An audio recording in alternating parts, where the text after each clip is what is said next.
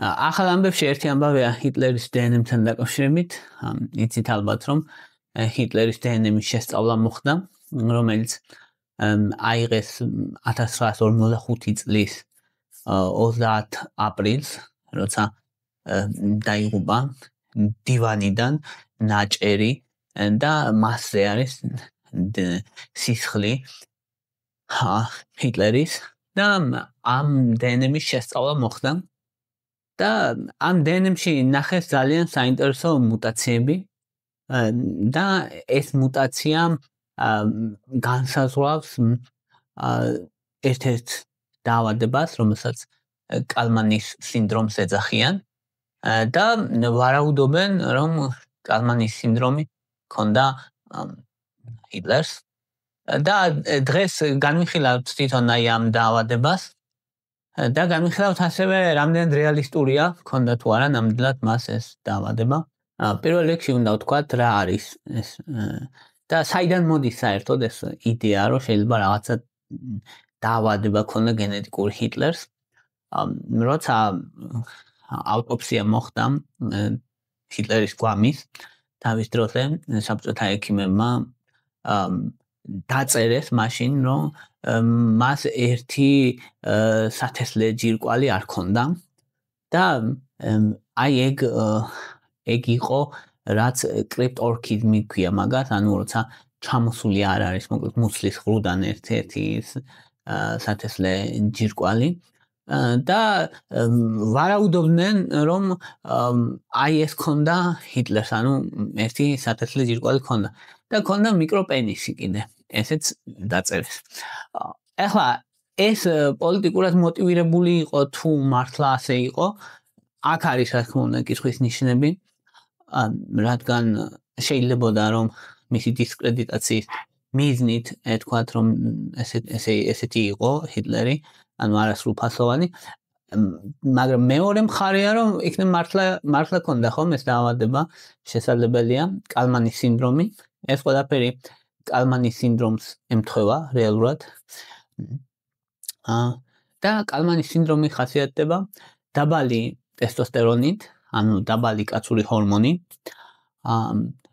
დაგვიანებული გარდატეხის ასაკი, გარდატეხის ასაკში როცა ბავშვები იზრდებიან ხოლმე, მისი დაგვიანება, თმები, ეს ბეწვები არ ამოსდით, რაც ერთ-ერთი მთავარი ნიშანია და უნაყოფობა, ანუ არ ყავთ, არ შეუძლიათ რომ ყავდეთ შვილი, დაბალი ლიბიდო ასევე, ანუ სქესობრივი აქტივობა არ ახასიათებს ხოლმე. და ეს პრინციპში ისეთი ნიშნებია, რომ ადვილი ადამიანის ასეთ ნიშნებს თუ იტყვი, რომ ადამიანს აქვს, მე ადვილია რომ რაღაც ადამიანს რაღაცნაირად თითქოს დააკნინო. რა თქმა უნდა ეს არ არის არაფერი დამაკნინებელი, მით უმეტეს როცა საუბარია გენეტიკურ დარღვევაზე, მაგრამ ჰიტლერის შემთხვევაში შეიძლება ამის გამოყენება როგორც პროპაგანდის ნაწილად. აი ახლა რა ვიცით, ამაზე ვისაუბროთ. სინამდვილეში რა ვიცით. პირველი, კალმანის სინდრომის დროს ადამიანების თითქმის 100%-ს, ვისაც კალმანის სინდრომი აქვს ასევე ყნოსვის დაკარგვა. ან ყნოსვის დაკარგვა სრულად, ან ნაწილობრივ, მაგრამ ყნოსვის დაკარგვა აუცილებლად. და მეორე არის, რომ ან არ აქვს ეს გარდატეხის ასაკი, ანუ ეს პუბერტატს რო ეძახიან, ანუ პუბერტატში რა ხდება ხოლმე, გარდატეხის ასაკში რა ხდება ბავშვებში. იზრდებიან ბავშვები ამ დროს, ეს ერთი, მეორე არის რომ აი ეს თმიანობა ამოსდით და ეს სუფთა ტესტოსტერონის გამოა, ასევე იზრდება პენისი ამ დროს და ასევე მეორე საქმესო ნიშნები ქალების შემთხვევაში მკერდი იზრდება გოგონების შემთხვევაში. მადლობა რომ დაინტერესდი. ამ ვიდეოს ვქნი უკვე 8 წელზე მეტია კვლევებზე დაფუძნებული მაღალი ხარისხის სამედიცინო ინფორმაციით. არხზე დღეს 1700-ზე მეტი ვიდეოა. თუ აქ მიღებული ცოდნა გეხმარება და გაქვს საშუალება, მხარი დაუჭირე არხს დონაციით. შენი მხარდაჭერით მეტ ადამიანს დაეხმარები იცხოვროს უკეთესი ჯანმრთელობით. და ბიჭების შემთხვევაში სპერმა იწყებს ფორმირებას, გოგონების შემთხვევაში იწყება მენსტრუალური ციკლი. აი ეს ყველაფერი არ ხდება წალმანის სინდრომის დროს, ანუ ბავშვს არ ეწყება გოგონას მენსტრუაცია არ ეწყება. და ბიჭებს ამ დროს აქვთ მიკროპენისი 60% შემთხვევაში, ზოგჯერ უფრო მეტშიც, ანუ პენისი არ იზრდება, მოკლედ ანუ თვითონ ეს ბავშვები იზრდებიან სიმაღლეში, მაგრამ პენისი არ იზრდება. ანუ აი ეს არის მთელი ამბავი მანდ მოკლედ. ასევე დაახლოებით 40% შემთხვევაში სათესლე ჯირკვლები არ ჩამოდის მუცლიდან სათესლე პარკში. ანუ თავიდან იცით რომ მუცლის ხრუშია სათესლე ჯირკვლები უნდა ჩამოვიდეს მუცლად ყოფნის პერიოდში, მაგრამ ეგ არ ხდება. აი ეგ არის რაც ახასიათებს კალმანის სინდრომს. ეხლა რაც შეეხება იმას ჩვენ რა ვიცით ჰიტლერის შესახებ, ჰიტლერის თმიანობაზე ვიცით რომ ჰქონდა თმები, წვერები და ეს ჰქონდა, ულვაშიც ჰქონდა და ან მისი ახალგაზრდობის სურათები არის, სადაც ნაჩვენებია რომ მას თმიანობის პრობლემა არ ჰქონდა თმები სახეზე და სხეულზე. შესაბამისად ეგ მნიშვნელოვანი ნიშანია იმისი, რომ კალმანის სინდრომი მაღალი ალბათობით არ ექნებოდა. მეორე მნიშვნელოვანი რაც სხვათა შორის გამორჩა თითქმის ყველა წყაროს სხვათა შორის რაც კი იყო მათ შორის CNN-ზე იყო Daily Mail-ზე და New York Times-ში და აი თითქმის ყველგან დაფლუდეს მოკლედ ეს ინფორმაცია რა და თითქმის ყველას ძალიან ერთი ისეთი ის გამორჩათ მნიშვნელოვანი რაღაცა რაც ზედაპირზე ვედეებს რომ კალმანის სინდრომი რომელსაც აქვთ ბიჭებს მათი 80%-ზე მეტი იზრდება მაღალი და გამხდარი. ეს არის ძალიან მნიშვნელოვანი მახასიათებელი კალმანის სინდრომის. ანუ ეს კონტროვერსიული ის არის რა, რომ ან პენისი პატარა, მიკროპენისი და მაღალია თვითონ. ძალიან. რატო? იმიტომ რომ ეს ტესტოსტერონი ხურას ძლებს. ანუ ძლების გაძვალებას უწყობს ხელს. და როცა ტესტოსტერონი არ წარმოიქმნება, გაძვალება არ ხდება და ადამიანი იზრდება სიმაღლეში დიდხანს. ამიტომ ეგეთი ადამიანები როგორც წესი უმეტესობა აბსოლუტური უმეტესობა არის საშუალოზე კარგად მაღალი. ანუ ჩვენი რეალობიდან 180-ზევით 190 ესე არიან როგორც წესი. აი ფარგლებში არიან ხოლმე ეს ადამიანები, მაგრამ ჰიტლერი იცით რომ საშუალო სიმაღლის იყო, ზოგი წყაროების მიხედვით საშუალოზე დაბალი, საშუალო სიმაღლის, ანუ ის არ იყო მაღალი ადამიანი.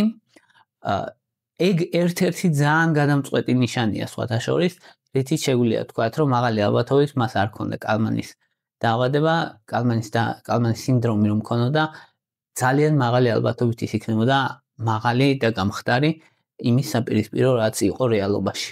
შესაბამისად ეგ არის ერთ-ერთი მნიშვნელოვანი.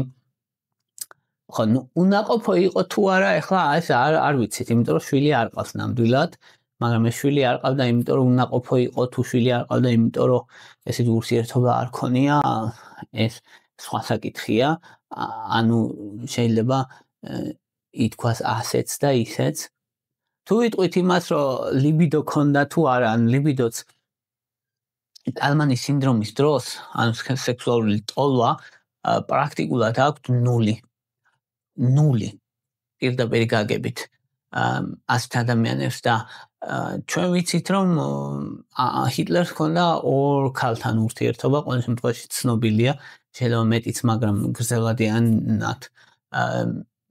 შესაბამისად ეგეც გამორიცხულია, იმიტომ რომ თუ კი 0 ლიბიდო ექნებოდა, საბარაუდოდ ვერ ეყოლებოდა ეს გრძელვადიანი პარტნიორები, შესაბამისად ეგეც მიუთითებს რომ საბარაუდოდ ჰიტლერს არ ჰქონდა კალმანის სინდრომი. ეხლა მიკროპენისზე მით უმეტეს არც ერთი კვლევით არ არის დადასტურებული, რომ მიკროპენისი ჰქონდა ჰიტლერს. ეს საბჭოთა ექიმების ნათქვამს თუ ვენდობით მხოლოდ და ეგეც მაღალი ალბათობაა, რომ ეს უბრალოდ ყოფილიყო პროპაგანდის ნაწილი. აბა რა შეასაქმე, რა ვიცით, ანუ რატომ მოხდა ეს გაუგებრობა რეალურად?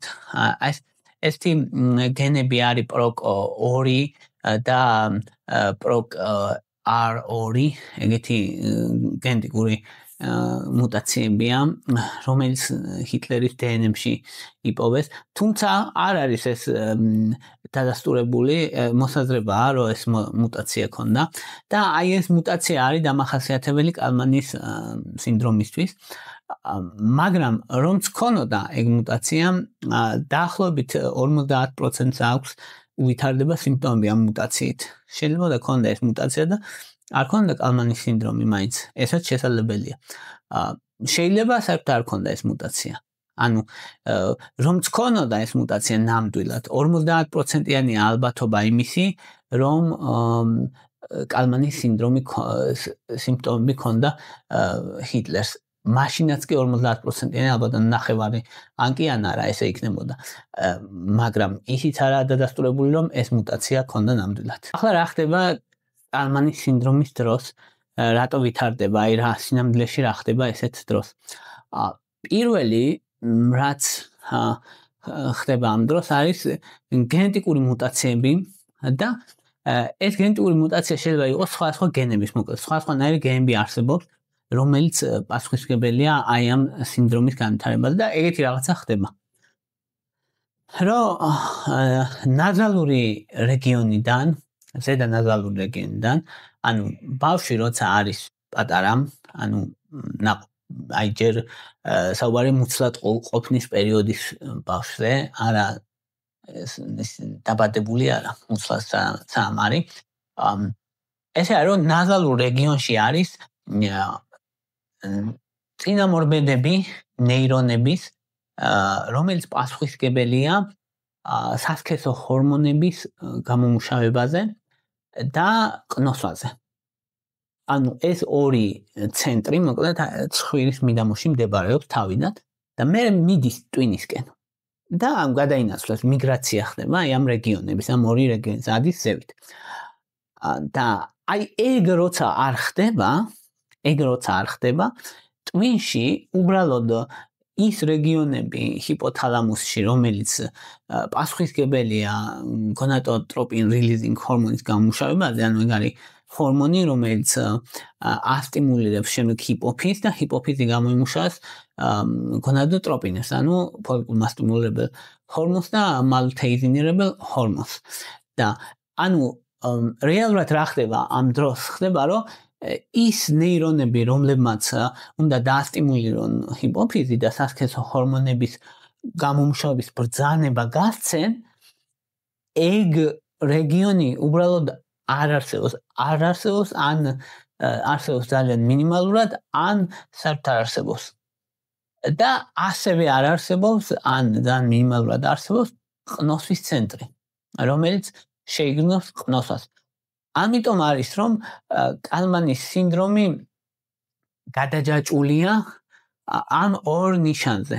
ორი ნიშანი თუ არ არის, კალმანის სინდრომის დიაგნოზი არ დაისმევა. ერთი, ყნოსვა არ უნდა ქონდეს და მეორე, არ უნდა ქონდეს პუბერტატე, ანუ გარდატეხის ასაკი, ან ძალიან დაგვიანებული, ან არ უნდა ქონდეს საერთოდ. აი ეს ორი ნიშანი უნდა, ამ ორ კრიტერიუმს უნდა აკმაყოფილებდეს ადამიანი, რომ კალმანის სინდრომის დიაგნოზი დაუსვან. არის სხვადასხვა მუტაციები, რომელიც კალმანის სინდრომს იწვევს, მაგალითად ერთ-ერთი ანოს 1 მუტაცია, რომლის მიხედვითაც თუ ეგ აქვს ადამიანს აქვს სარკისებრი მოძრაობები, ანუ რასაც ერთი ხელით აკეთებს, მეორე ხელითაც იმას აკეთებს. ეგ ნიშნავს, რომ რატო? იმიტომ რომ იმ გენებშია მუტაცია, რომელიც პასუხისმგებელია რეალურად გამიჯვნაზე მარცხენასა და მარჯვენასი. ან ჩვენ ხო ხვდებით მარცხენა და მარჯვენას რა არის და თუ ვერ მიხვდებით, ერთ ხელით რაც გავაკეთებთ, მეორეთაც იმას გავაკეთებთ და სარკისებრი მოძრაობები გვექნება.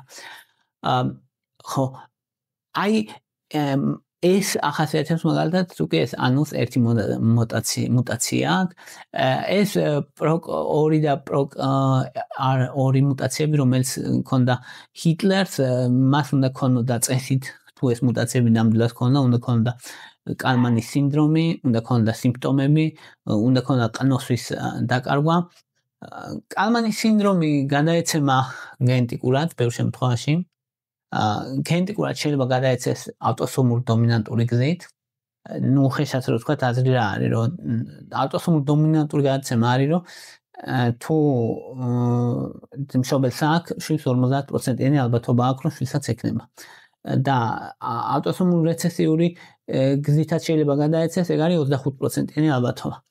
და ეს გენები ხშირად შეჭიდული არის X ქრომოსომასთან და ამიტომ კაცებში ბევრად უფრო ხშირია ვიდრე ქალებში. ანუ კაცებში არის 4-ჯერ უფრო ხშირი კალმანის სინდრომი ვიდრე ქალებში. ზოგადად არ არის ხშირი დაავადება, საკმაოდ იშვიათი დაავადება, მაგრამ როცა ვითარდება ძალიან დრამატული დაავადება თუ არ მიხედავ, იმიტომ რომ ბავშვისთვის ძალიან ძნელია ეგ და მე მაგით ხსნიდნენ ჰიტლერის ხასიათს მაგალითად რომ ასეთი აგრესიული იყო, იმიტომ რომ კალმანის სინდრომი ქონდა რომ არასრულ ფასოვნების კომპლექსი ქონდა და ესე თუმცა აი კიდევ ერთხელ რაც მაგალითად რაც უფრო მეტად დაუკვირდებით და დეტალებს ყურადღებას მივაქცევთ მაღალი ალბათობით მას არ ქონდა კალმანის სინდრომი მაგისი ალბათობა დაბალია რომც ქონოდა ეგ მუტაცია მაინც დაბალია ჯამში ალბათობა რომ კალმანის სინდრომი ქონოდა ეხლა დიაგნოზისთვის კალმანის სინდრომისთვის აუცილებელია სიმპტომები ქონდეს ბავშვს თავიდან ვერ შეამჩნევ გარდატეხის ასაკამდე არ მივა ვერ შეამჩნევ შემდეგ შეამჩნევ იმით რომ არ დგება ეს გარდატეხის ასაკი და პუბერტატი არ დგება მეორადი სასქეშოს ნიშნები არ ვითარდება ბავშვს და ყნოსვაც დაკარგული აქვს აი ამ ორი რამით შეამჩნევ და მე ეკეთდება ანალიზები გონადოტროპინები ეს ფოლიკულურ მასტიმულირებელი ჰორმონი და მალთეიზინგრებელი ჰორმონი არის დაკლებული თითქმის 0-თან და ასევე არის დაკლებული ტესტოსტერონი და ესტრადიოლი ბიჭებში ტესტოსტერონის თითქმის 0-თან ძალიან დაბალია მოკლედ და ესტრადიოლი გოგონებში და ამიტომ არის რომ ჰიპოგონადოტროპული ჰიპოგონადიზმი ქვია ამას ნიშნავს რომ აზრი ის არის რომ თავის ტვინიდანაა წამოსული პრობლემა ანუ სათესლეებში კი არ აქვს პრობლემა ბიჭს ან გოგოს საკვერცხეებში კი არ აქვს პრობლემა არამედ თავის ტვინში აქვს პრობლემა ეს გონადოტროპინების releasing ჰორმონი არ გამოიყოფა და შედეგად გონადოტროპინები არ გამოიყოფა, შედეგად ტესტოსტერონი არ გამოიყოფა, შედეგად არ გამოიყოფა ესტროგენები გოგონებში და ამიტომ არ დგება პუბერტატი. ეს არის ძალიან მნიშვნელოვანი რეალურად, იმიტომ რომ ეს ბავშვები სინამდვილეში არიან შეიძლება იყვნენ სრულიად ნორმალურები ვით შესაძლებელია არსებობს ჰორმონჩანაცვლებითი თერაპია ჰორმონჩანაცვლებითი თერაპია ბიჭებისთვის ტესტოსტერონი ხშირ შემთხვევაში გოგონებისთვის ესტრადიოლი და ზრდას პენისის ზრდას ასევე შესაძლებელია გონადოტროპინების თერაპია მალთეიზინგრებელი ჰორმონის და ფოლიკულურ მასტიმულირებელი ჰორმონის ინიექციები და ასეთ შემთხვევაში ბიჭების შემთხვევაში სპერმის პროდუქციაც ხდება გოგონების შემთხვევაში კვერცხუჯრედის პროდუქციაც ხდება კიდე არსებობს თანამედროვე თერაპია ქვია pulsatile GnRH თერაპია ანუ gonadotropin releasing ჰორმონის პულსური თერაპია ეგ კიდე იმეორებს რეალურად ბუნებრივ რიტმს, რომელიც ბუნებრივად უნდა იყოს და აღადგენს უნაყოფობასაც უმეტეს შემთხვევაში და ასეთ შემთხვევაში ადამიანები ცხოვრობენ სრულფასოვანი ცხოვრებით, უნაყოფოებიც არ არიან. პრობლემა ისაა რეალურად, რომ მუდმივად აი ამ ჰორმონულ თერაპიაზე უნდა იყვნენ მთელი ცხოვრება. თორე სხვა მხრივ ნორმალურები არიან, IQ ნორმალური აქვს, ინტელექტი აზროვნება, ხასიათი, გარეგნობა, ყველაფერი აქვს ნორმალური და მისაღები გარდა იმისა, რომ სულ მუდმივად საჭიროებენ ესეთი ადამიანები ჰორმონულ თერაპიას.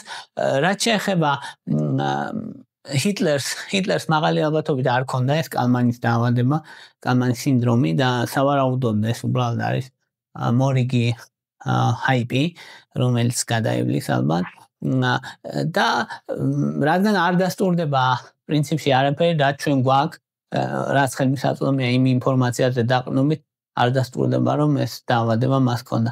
აი ეს იყო რისი თქმაც მინდოდა. მადლობა რომ მისმენდით. მადლობა რომ გაინტერესებთ. თუ მოგწონთ ჩემი ვიდეოები დალაიქეთ. თუ მოგწონთ ჩემი არხი გამოწერეთ. მადლობა ინტერესისთვის.